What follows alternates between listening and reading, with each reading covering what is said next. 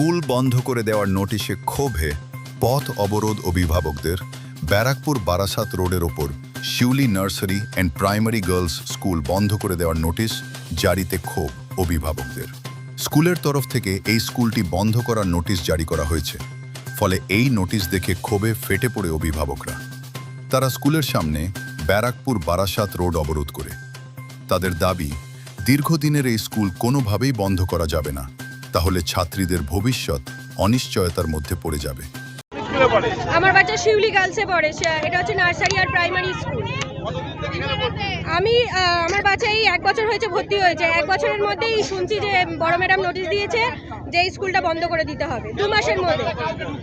এটা ম্যাডাম জানেন যে ম্যাডাম কেন বন্ধ করে দিতে চাইছেন, সেটা ম্যাডামের জানি না কেন বন্ধ করে দিতে চাইছেন। কিন্তু আমি এই স্কুলে নার্সারি থেকে পড়েছি ক্লাস 10 অবধি, আর তখন এরকম কোনো নিয়ম ছিল না।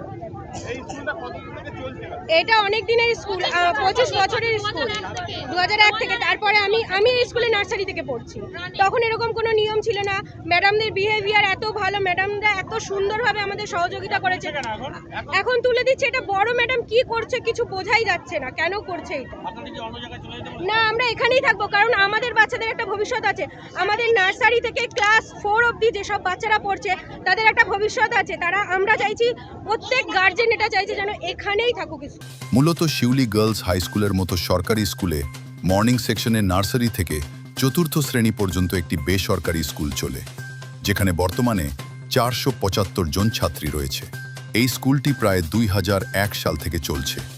হঠাৎ করে আজ সকালে স্কুলের গেটে এই স্কুলটি বন্ধ করার নোটিশ দেখে ক্ষোভে ফেটে পড়ে অভিভাবকরা। এটা শিউলি বালিকা বিদ্যালয় আছে, এটা নার্সারি বালিকা বিদ্যালয় শিউলি। যখন তৈরি হয় দুটো স্কুলই কিন্তু একসাথেই তৈরি হয়েছে, যেটা বয়স থেকে বার করেছে এখানে এসেছিল স্কুলটা গার্লসটা। তখনই আমাদের এখানে আমাদের এলাকার মানুষরা টাকা পয়সা দিয়ে জায়গা কেনা, পেছন দিকটা কেনা হয়েছিল। জায়গা কিনে আমরা ওখানে তাদের প্রত্যেকটা পাড়ার লোকের, প্রত্যেকটা আমাদের এলাকার লোকেদের সহযোগিতা কিন্তু স্কুলটা তৈরি হয়েছিল। তারপরে দেখুন, এরপরেও দেখা যায় তখন কিন্তু আমাদের যারা কমিটি ছিল তারা সাদা মাথায় কাদা নেই, তারা অতটা বুঝেনি। উনি পেছনে সমস্ত কিছু লাস্টে একটা সম্পত্তি কিনা, এই মাধবদার, এই পাশের বিল্ডিংটা দেখুন, এখানে 8 ফুটের রাস্তাটা ছিল, পাশে মাধবদার বিল্ডিংটা। মাধবদার আমাদের খুব পরিচিত ছিল মনিরামপুরে, তাকে আমরা বলে কম পয়সা করাছে, সেই সময় কমিটি করেছে। কিন্তু কমিটির সময় স্কুলটা হাই স্কুলের নামে করেছে। একটা হাই স্কুল নিজস্ব পয়সা সম্পত্তি কিনতে পারে না, কিন্তু সেই মুহূর্তে তারা ওইটা করে নেওয়ার পরে এরা কিন্তু বঞ্চিত হয়ে গেছে। আমাদের যারা এই প্রাইমারি স্কুল যারা ছিল নার্সারি বিভাগটা, এরা বঞ্চিত হয়ে গেছে। ঠিক এরা কিন্তু কোনোদিন এরম করেনি, দেখিনি, বুঝিনি।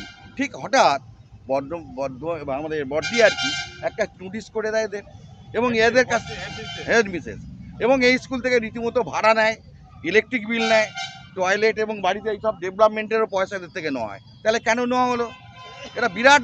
তারপরে তুই ওইটা বল যে এই স্কুলকে, প্রাইমারি স্কুলকে সামনে রেখে কালেকশন করা হয়েছে, জমি কেনা হয়েছে প্রাইমারি স্কুলের নাম করে এই বিল্ডিংটা কেনে। তখনও যদি এরা এখানে বুদ্ধি করে, এরা যদি অত খেয়াল করেনি, তখন যদি এরা 1 কাঠা 2 কাঠা যদি স্কুলের নাম রেখে দিত, তাহলে আজ আমাদের এই জায়গা আসতে হতো না।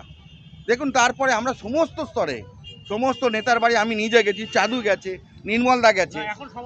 এখন এটা হচ্ছে, ওরা হঠাৎ উনি বলেছেন ব্লক করতে। আমি ওনাকে বারবার বুঝিয়েছি, ধরুন এখানে প্রায় 400-500 লোক।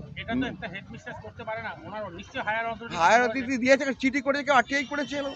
সেই চিঠিতে কোনো না, শিক্ষা দপ্তরে কিন্তু একটা নোটিশ দিয়েছে, যেরকম আইনে আছে সেরকম করেছে। কিন্তু শিক্ষা দপ্তর তো এই স্কুলের পজিশনটাও জানে না, কিভাবে স্কুলটা হয়েছে। এখন তারা তো অন্ধকারে ছিল। আপনারা সরকারে আছেন, আপনাদের রাজ্যের শিক্ষামন্ত্রী, আপনারা কি শিক্ষামন্ত্রীকে জানিয়েছেন? হ্যাঁ, বার্তবসুকে সব জানানো হয়েছে, মেল করা আছে।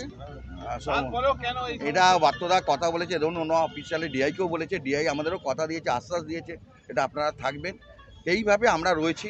হঠাৎ দেখি কালকে এনাকে, বর্দিকে আমি রাত্রেই ফোন করলাম, বর্দি এখন এটা করলে সিচুয়েশনটা খারাপ হবে। এলাকার গার্জিয়ান যারা আছে তারা এবং ম্যাডামরা কিন্তু একটা বাজে জায়গায় চলে যাচ্ছে, আমাদের কন্ট্রোলের বাইরে চলে যাচ্ছে। উনি কিন্তু আমার ফোনটাও ধরলো না, মেসেজ করে আমার মেয়েকে মেসেজ করেছে। আমার মেয়ে যেহেতু এই স্কুলে শিউলি গার্লসের প্রেসিডেন্ট, এবং ওনারা আগের দিন মিটিংও বলেছে এই স্কুলটাতে আমাদের রাখতে হবে। এই স্কুলটা এলাকার ক্ষেত্রে বিরাট একটা চাপ আছে, এটা তারপর ওনারা সেইভাবেই ওনারা বয়মও দিয়ে এসছেন।